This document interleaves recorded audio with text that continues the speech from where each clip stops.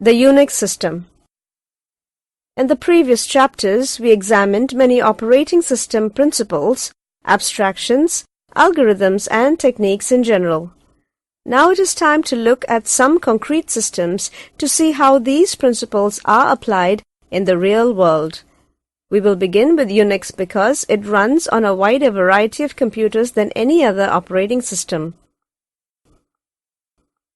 It is the dominant operating system on high-end workstations and servers, but it is also used on systems ranging from notebook computers to supercomputers.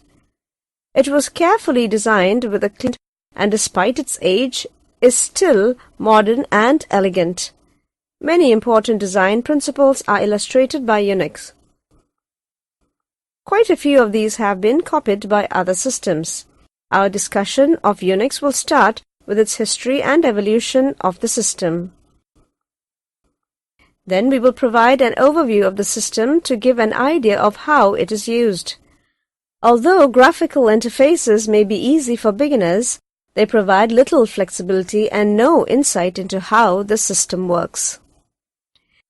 One problem that we will encounter is that there are many versions and clones of Unix, including AIX, BSD, 1BSD, HPUX, Linux, Minix, OSF1, SCO Unix, System V, Solaris, Xenix, and various others, and each of these has gone through many versions.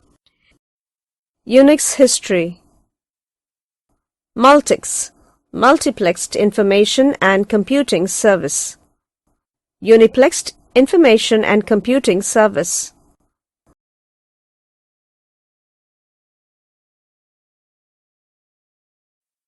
The first version of Unix was developed in 1969 by Ken Thompson of the research group at Bell Laboratories to use an otherwise idle PDP-7.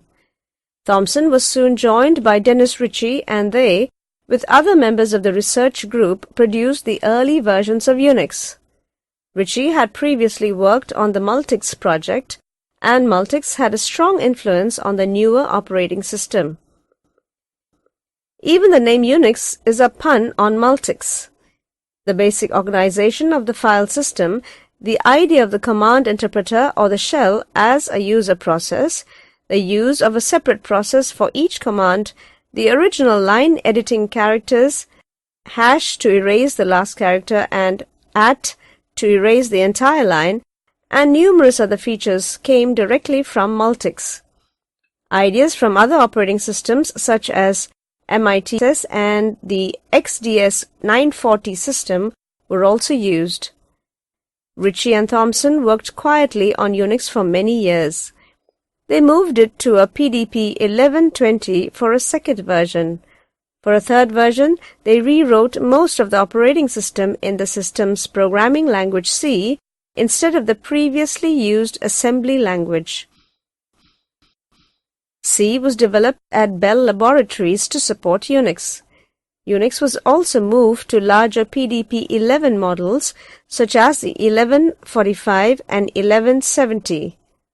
Multiprogramming and other enhancements were added when it was rewritten in C and moved to systems such as the 1145 that had hardware support for multiprogramming. As Unix developed, it became widely used within Bell Laboratories and gradually spread to a few universities. The first version widely available outside Bell Laboratories was version 6, released in 1976. The version number for early Unix systems corresponds to the edition number of the Unix programmer's manual that was current when the distribution was made. The code and the manual were revised independently. In 1978, version 7 was distributed. This Unix system ran on the PDP 1170 and the Interdata 832 and is the ancestor of most modern Unix systems. In particular, it was soon ported to other PDP-11 models and to the VAX computer line. The version available on the VAX was known as 32V. Research has continued since then. History of Unix versions up to 1993.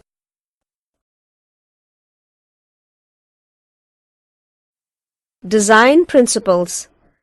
Unix was designed to be a time-sharing system. The standard user interface, the shell, is simple and can be replaced by another if desired. The file system is a multi-level tree which allows users to create their own subdirectories. Each user data file is simply a sequence of bytes. Disk files and I/O devices are treated as similarly as possible. Thus, device dependencies and peculiarities are kept in the kernel as much as possible. Even in the kernel, most of them are confined to the device drivers. Unix supports multiple processes. A process can easily create new processes. CPU scheduling is a simple priority algorithm. FreeBSD uses demand paging as a mechanism to support memory management and CPU scheduling decisions.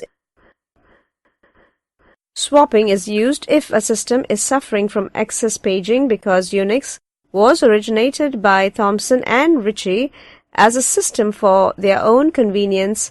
It was small enough to understand. Most of the algorithms were selected for simplicity, not for speed or sophistication. The intent was to have the kernel and libraries provide a small set of facilities that was sufficiently powerful to allow a person to build a more complex system if needed. Unix clean design has resulted in many imitations and modifications. Although the designers of Unix had a significant amount of knowledge about other operating systems, Unix had no elaborate design spelled out before its implementation. This flexibility appears to have been one of the key factors in the development of the system. Some design principles were involved, however, even though they were not made explicit at the outset. The Unix system was designed by programmers for programmers. Thus, it has always been interactive, and facilities for program development have always been a high priority. Such facilities include the program make, which can be used to check which of a collection of source files for a program need to be compiled and then to do the compiling, and the source code control system, SCCS, which is used to keep successive versions of files available without having to store the entire contents of each step. The primary version control system used by Unix is the Concurrent Version System, CVS, due to the large number of developers operating on and using the code. The operating system is written mostly in C, which was developed to support Unix, since neither Thomson nor Ritchie enjoyed programming in assembly language. Assembly language was also necessary because of the uncertainty about the machines on which Unix would be run. It has greatly simplified the problems of moving Unix from one hardware system to another. From the beginning, Unix development systems have had all the Unix sources available online, and the developers have used the systems under development as their primary systems. This pattern of development has greatly facilitated the discovery of deficiencies and their fixes, as well as of new possibilities and their implementations. It has also encouraged the plethora of Unix variants existing today, but the benefits have outweighed the disadvantages. If something is broken, it can be fixed at a local site. There is no need to wait for the next release of the system. Such fixes, as well as new facilities, may be incorporated into later distributions. The size constraints of the PDP-11 and earlier computers used for Unix have forced a certain elegance. Where other systems have elaborate algorithms for dealing with pathological conditions, Unix just does a controlled crash called panic. Instead of attempting to cure such conditions, Unix tries to prevent them. Where other systems would use brute force or macro expansion, Unix mostly has had to develop more subtle or at least simpler approaches. These early strengths of Unix produced much of its popularity, which in turn produced new demands that challenged those strengths. Unix was used for tasks such as networking, graphics, and real-time operation, which did not always fit into its original text-oriented model. Thus, changes were made to certain internal facilities and new programming interfaces were added. Supporting these new facilities and others, particularly window interfaces, required large amounts of code, radically increasing the size of the system. For instance, networking and windowing both doubled the size of the system. This pattern in turn pointed out the continued strength of Unix. Whenever a new development occurred in the industry, Unix could usually absorb it but remain Unix. Process control. A process is a program in execution. Processes are identified by their process identifier, which is an integer. A new process is created by the fork system call. The new process consists of a copy of the address space of the original process, the same program and the same variables with the same values. Both processes, the parent and the child, continue execution at the instruction after the fork with one difference. The return code for the fork is 0 for the new child process, whereas the non-zero process identifier returned to the parent. Typically, the EXECVE system call is used after a fork by one of the two processes to replace that process's virtual memory space with a new program. The EXECVE system call loads a binary file into memory, destroying the memory image of the program containing the EXECVE system call and starts its execution. A process may terminate by using the exit system call, and its parent process may wait for that event by using the wait system call. If the child process crashes, the system simulates the exit call. The wait system call provides the process ID of a terminated child so that the parent can tell which of possibly many children's terminated. A second system call, wait3, is similar to wait but also allows the parent to collect performance statistics about the child. Between the time the child exits and the time the parent completes one of the wait system calls, the child is defunct. A defunct process can do nothing but exists merely so that the parent can collect its status information. If the parent process of a defunct process exits before a child, the defunct process is inherited by the init process, which in turn waits on it and becomes a zombie process. A typical use of these facilities is shown in figure below. Programmer interface.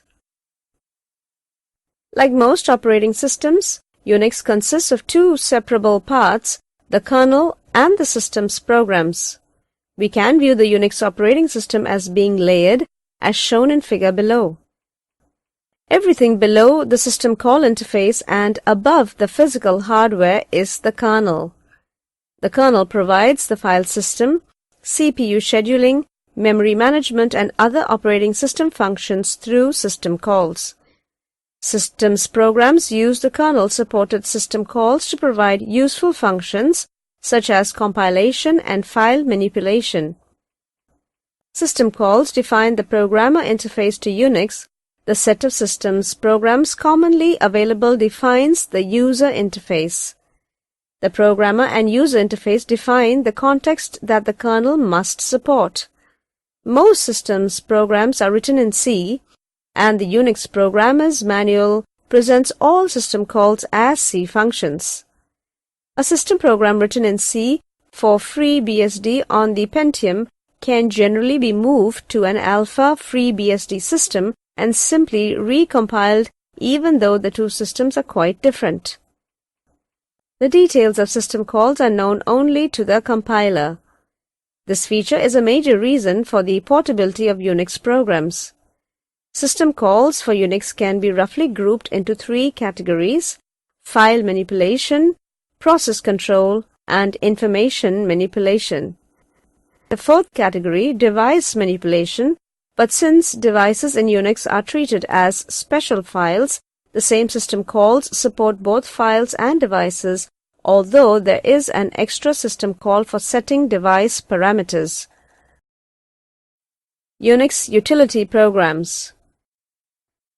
A few of the most common Unix utility programs required by POSIX. User interface. Both the programmer and the user of a Unix system deal mainly with the set of systems programs that have been written and are available for execution. These programs make the necessary system calls to support their function, but the system calls themselves are contained within the program and do not need to be obvious to the user.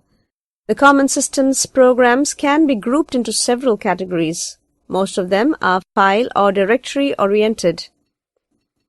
For example, the system's programs to manipulate directories are mkdir to create a new directory, rmdir to remove a directory, cd to change the current directory to another, and pwd to print the absolute path name of the current working directory. The ls program lists the names of the files in the current directory. Any of 28 options can ask that properties of the files be displayed also. For example, the -/ option asks for a long listing showing the file name, owner, protection, date and time of creation, and size. The cp program creates a new file that is a copy of an existing file.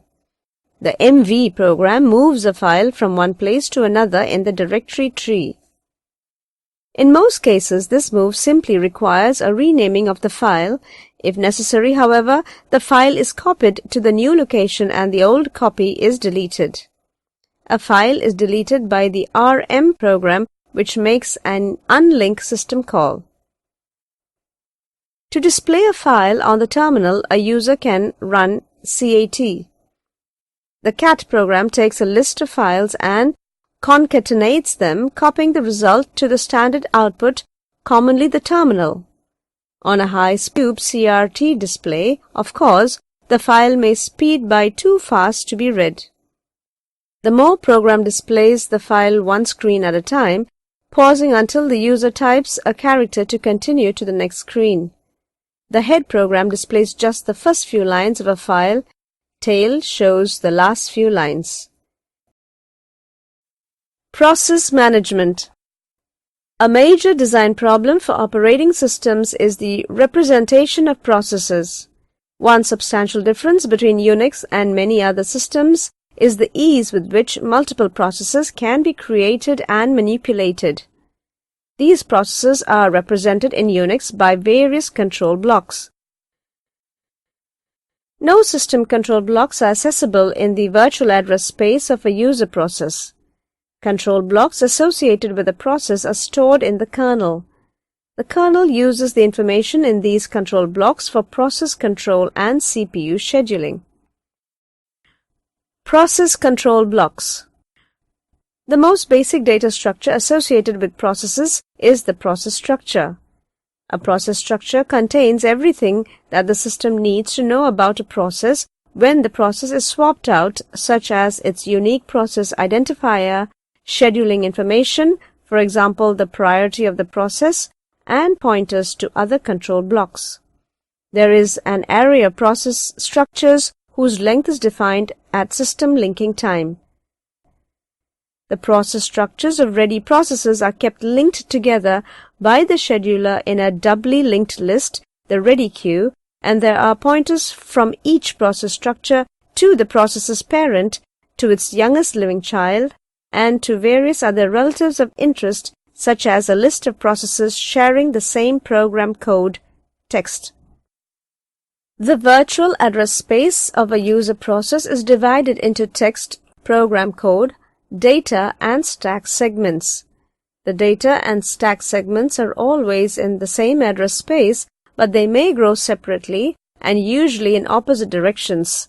Most frequently, the stack grows down as the data grow up toward it. The text segment is sometimes, as on an Intel 8086 with separate instruction and data space, in an address space different from the data and stack, and it is usually read-only. The debugger puts a text segment in a read-write mode to allow insertion of breakpoints. Every process text, almost all under FreeBSD, has a pointer from its process structure to a text structure.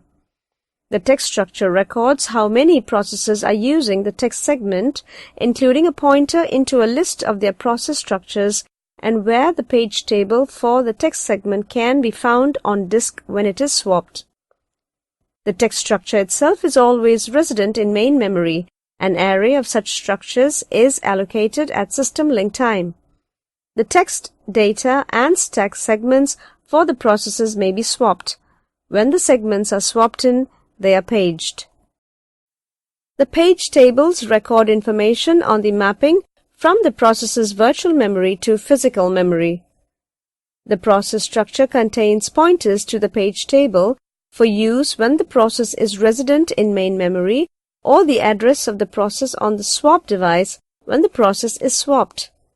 There is no special separate page table for a shared text segment. Every process sharing the text segment has entries for its pages in the process's page table. Information about the process needed only when the process is resident, that is, not swapped out, is kept in the user structure or use structure rather than in the process structure. The use structure is mapped read-only into user virtual address space so user processes can read its contents. It is writable by the kernel. The use structure contains a copy of the process control block or PCB, which is kept here for saving the process's general registers, stack pointer, program counter, and page table base registers when the process is not running. There is space to keep system call parameters and return values.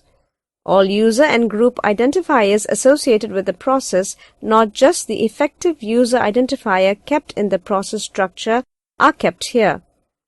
Signals, timers, and quotas have data structures here.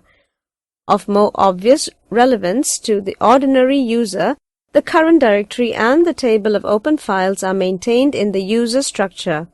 Every process has both a user and a system mode.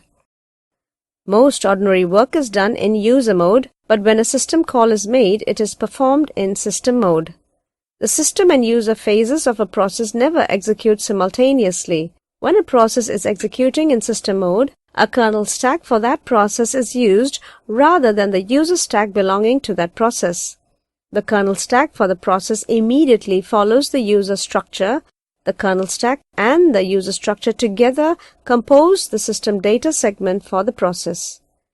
The kernel has its own stack for use when it is not doing work on behalf of a process, for instance, for interrupt handling. The fork system call allocates a new process structure with a new process identifier for the child process and copies the user structure. There is ordinarily no need for a new text structure as the processes share their text. The appropriate counters and lists are merely updated. A new constructed and new main memory is allocated for the data and stack segments of the child process. The copying of the user structure preserves open file descriptors, user and group identifiers, signal handling, and most similar properties of a process. Figure illustrates how the process structure is used to find the various parts of a process. The vfork system call does not copy the data and stack to the new process. Rather, the new process simply shares the page table of the old one. A new user structure and a new process structure are still created. A common use of this system call occurs when a shell executes a command and waits for its completion. The parent process uses vfork to produce the child process because the child process wishes to use an execve immediately to change its virtual address space completely. There is no need for a complete copy of the parent process. Such data structures as are necessary for manipulation pipes may be kept in registers between the vfork and the execve. Files may be closed in one process without affecting the other process, since the kernel data structures involved depend on the user structure, which is not shared. The parent is suspended when it calls vfork until the child either calls execve or terminates, so that the parent will not change memory that the child needs. When the parent process is large, vfork can produce substantial savings in system CPU time. However, it is a fairly dangerous system call since any memory change occurs in both processes until the execve occurs. An alternative is to share all pages by duplicating the page table, but to mark the entries of both page tables as copy on write. Protection bits are set to trap any attempt to write in these shared pages. If such a trap occurs, a new frame is allocated and the shared page is copied to the new frame. The page tables are adjusted to show that this page is no longer shared and therefore no longer needs to be write protected, and execution can resume. An execve system call creates no new process or user structure, rather the text and data of the process are replaced. Open files are preserved, although there is a way to specify that certain file descriptors are to be closed on an execve. Most signal handling properties are preserved, but arrangements to call a specific user routine on a signal are cancelled for obvious reasons. The process identifier and most other properties of the process are unchanged. CPU scheduling. CPU scheduling in Unix is designed to benefit interactive processes. Processes are given small CPU time slices by a priority algorithm that reduces to round-robin scheduling for CPU-bound jobs. Every process has a scheduling priority associated with it. Large numbers indicate lower priority. Processes doing disk I/O or other important tasks have priorities less than P0 and cannot be killed by signals. Ordinary user processes have positive priorities and thus are less likely to be run than is any system process, although user processes can set precedence over one another through the nice command. The more CPU time a process accumulates, the lower, more positive its priority becomes, and vice versa. This negative feedback in CPU scheduling makes it difficult for a single process to take all the CPU time. Process aging is employed to prevent starvation. Older Unix systems used a 1-second quantum for the round-robin scheduling. FreeBSD reschedules processes every 0.1 second and recomputes priorities every second. The round-robin scheduling is accomplished by the timeout mechanism, which tells the clock interrupt driver to call a kernel subroutine after a specified interval. The subroutine to be called in this case causes the rescheduling and then resubmits a timeout to call itself again. The priority recomputation is also timed by a subroutine that resubmits a timeout for itself. There is no preemption of one process by another in the kernel. A process may relinquish the CPU because it is waiting on I/O or because its time slice has expired. When a process chooses to relinquish the CPU, it goes to sleep on an event. The kernel primitive used for this purpose is called sleep, not to be confused with a user-level library routine of the same name. It takes an argument which is by convention the address of a kernel data structure related to an event that the process wants to occur before that process is awakened. When the event occurs, the system process that knows about it calls wakeup with the address corresponding to the event, and all processes that had done a sleep on the same address are put in the ready queue to be run. For example, a process waiting for disk I/O to complete will sleep on the address of the buffer header corresponding to the data being transferred. When the interrupt routine for the disk driver notes that the transfer is complete, it calls wakeup on the buffer header. The interrupt uses the kernel stack for whatever process happened to be running at the time, and the wakeup is done from that system process. The process that actually does run is chosen by the scheduler. Sleep takes a second argument, which is the scheduling priority to be used for this purpose. This priority argument, if less than P0, also prevents the process from being awakened prematurely by some exceptional event such as a signal. When a signal is generated, it is left pending until the system half of the affected process next runs. This event soon, since the signal normally causes the process to be awakened if the process has been waiting for some other condition. No memory is associated with events. The caller of the routine that does a sleep on an event must be prepared to deal with a premature return, including the possibility that the reason for waiting has vanished. Race conditions are involved in the event mechanism. If a process decides, because of checking a flag in memory for instance, to sleep on an event, and the event occurs before the process can execute the primitive that does the actual sleep on the event, the process sleeping may then sleep forever. We prevent the situation by raising the hardware processor priority during the critical section so that no interrupts can occur, and thus only the process desiring the event can run until it is sleeping. Hardware processor priority is used in this manner to protect critical regions throughout the kernel and is the greatest obstacle to porting Unix to multiple processor machines. However, this problem has not prevented such porting from being done repeatedly. Many processes, such as text editors, are I/O bound and usually will be scheduled mainly on the basis of waiting for I/O.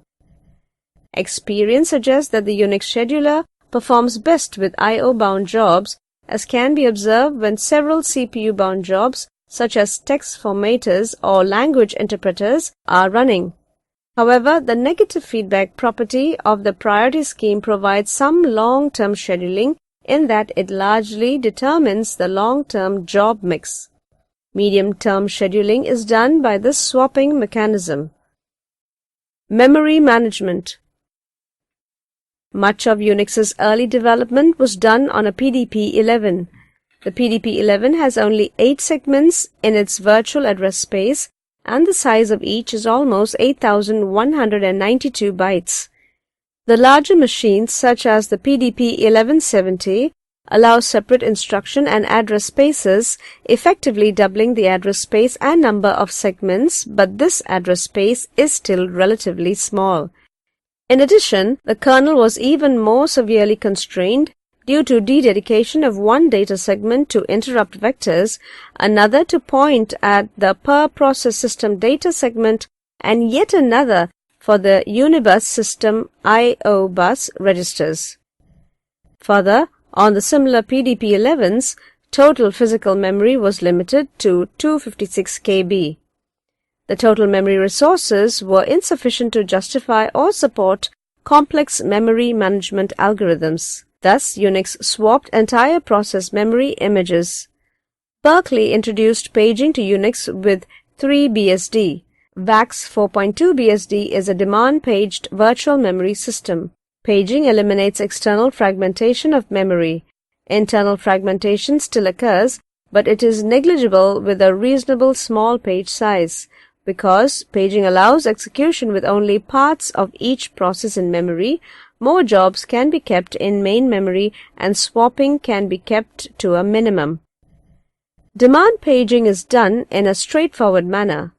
When a process needs a page and the page is not there, a page fault to the kernel occurs, a frame of main memory is allocated, and the proper disk page is read into the frame. There are a few optimizations. If the page needed is still in the page table for the process, but has been marked invalid by the page replacement process, it can be marked valid and used without any I/O transfer. Pages can similarly be retrieved from the list of free frames. When most processes are started, many of their pages are pre-paged and are put on the free list for recovery by this mechanism. Arrangements can also be made for a process to have no pre-paging on startup, but that is seldom done, as it results in more page fault overhead, being closer to pure demand paging. FreeBSD implements page coloring with paging queues. The queues are arranged according to the size of the process's L1 and L2 caches, and when a new page needs to be allocated, FreeBSD tries to get one that is optimally aligned for the cache. If the page has to be fetched from disk, it must be locked in memory for the duration of the transfer. It ensures that the page will not be selected for page replacement.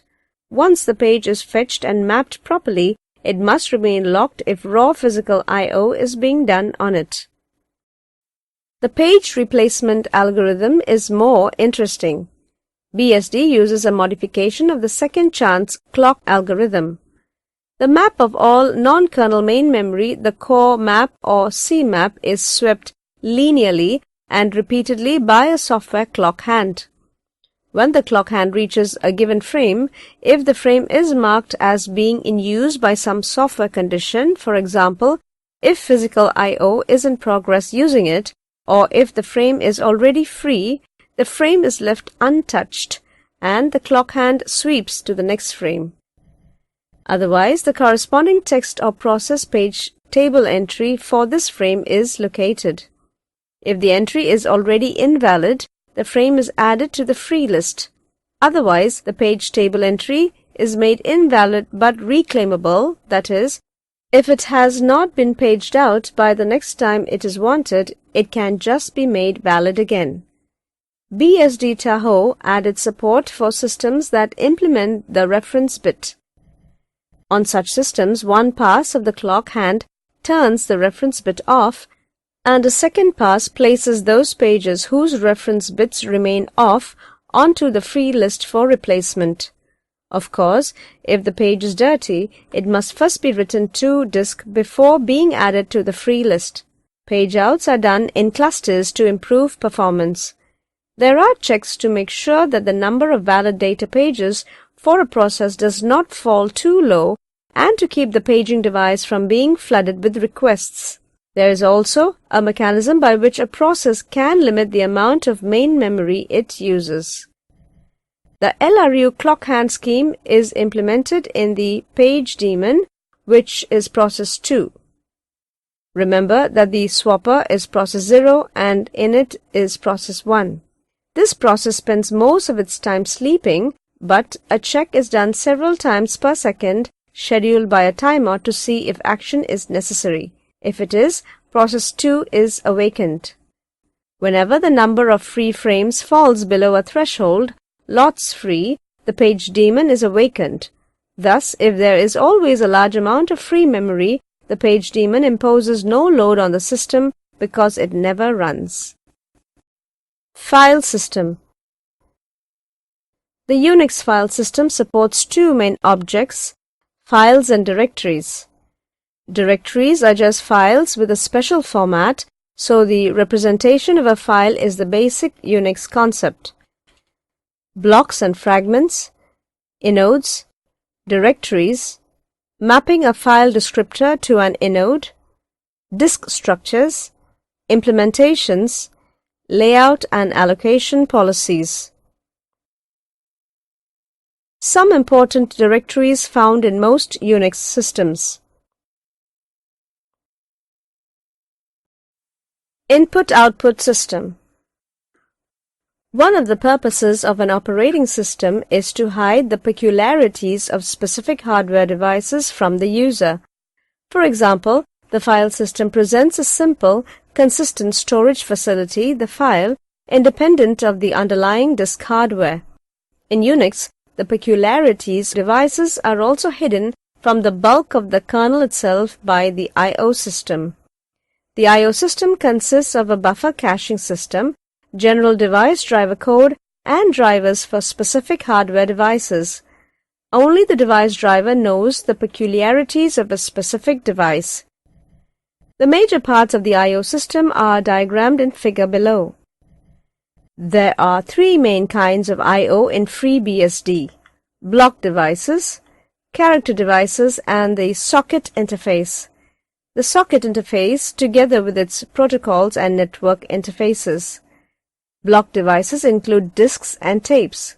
Their distinguishing characteristic is that they are directly addressable in a fixed block size, usually 512 bytes. A block device driver is required to isolate details of tracks, cylinders, and so on from the rest of the kernel. Block devices are accessible directly through appropriate device special files such as /dev, /rp0, but they are more commonly accessed indirectly through the file system. In either case, transfers are buffered through the block buffer cache, which has a profound effect on efficiency. Character devices include terminals and line printers, but also include almost everything else except network interfaces that does not use the block buffer cache. For instance, /dev/mem is an interface to physical main memory, and /dev/null is a bottomless sink for data and an endless source of end-of-file markers. Some devices, such as high-speed graphics interfaces, may have their own buffers or may always do I/O directly into the user's data space. Because they do not use the block buffer cache, they are classed as character devices. Terminals and terminal-like devices use clists, which are buffers smaller than those of the block buffer cache. Block devices and character devices are the two main device classes. Device accessed by one of the two arrays of entry points. One array is for block devices, the other is for character devices. A device is distinguished by a class, block, or character and a device number. The device number consists of two parts. The major device number is used to index the array for character or block devices to find entries into the appropriate device driver. The minor device number is interpreted by the device driver as, for example, a logical disk partition or a terminal line. A device driver is connected to the rest of the kernel only by the entry points recorded in the array for its class and by its use of common buffering systems. This segregation is important for portability and for system configuration. Interprocess communication. Although many tasks can be accomplished in isolated processes, many others require interprocess communication. Isolated computing systems have long served for many applications, but networking is increasingly important. Furthermore, with the increasing use of personal workstations, resource sharing is becoming more common. Interprocess communication has not traditionally been one of Unix's strong points. Sockets. The pipe is the IPC mechanism most characteristic of Unix. A pipe permits a reliable unidirectional byte stream between two processes. It is traditionally implemented as an ordinary file with a few exceptions. It has no name in the file system, being created instead by the pipe system call. Its size is fixed, and when a process attempts to write to a full pipe, the process is suspended. Once all data previously written into the pipe have been read out, writing continues at the beginning of the file. Pipes are not true circular buffers. One benefit of this small size, usually 4096 bytes, of pipes is that pipe data are seldom actually written to disk. They usually are kept in memory by the normal block buffer cache. In FreeBSD, pipes are implemented as a special case of the socket mechanism. The socket mechanism provides a general interface not only to facilitate facilities such as pipes, which are local to one machine, but also to networking facilities. Even on the same machine, a pipe can be used only by two processes related through use of the fork system call.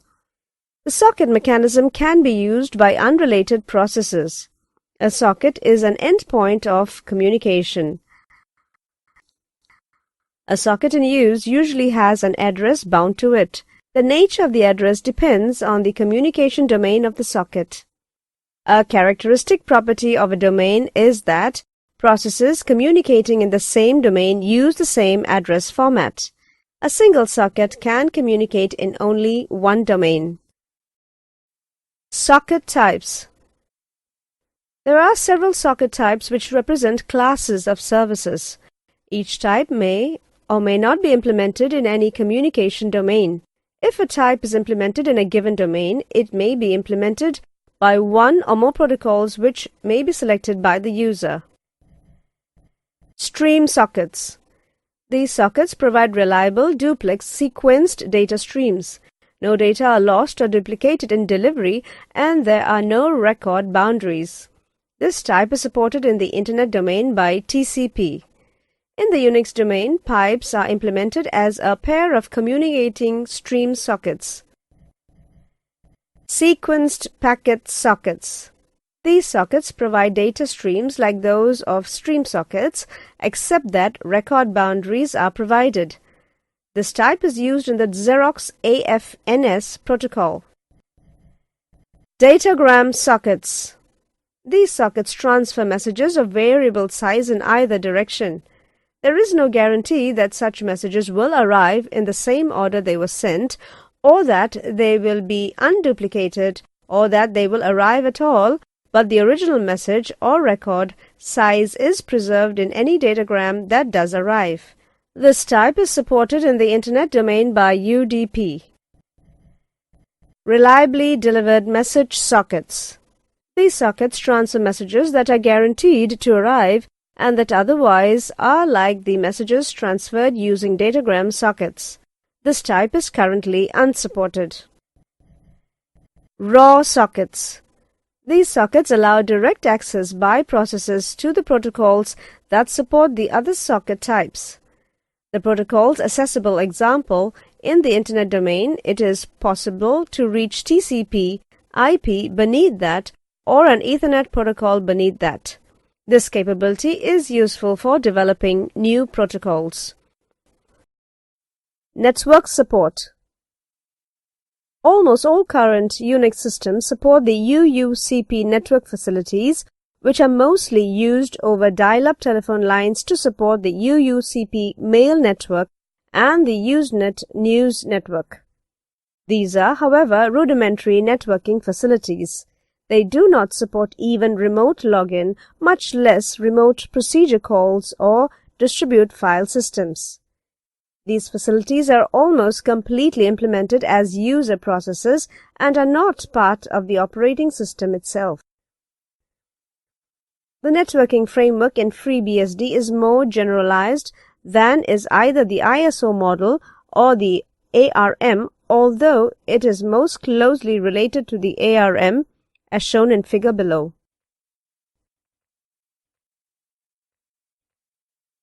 There are only 4 protocol layers in the ARM. Process applications. This layer subsumes the application, presentation, and session layers of the ISO model.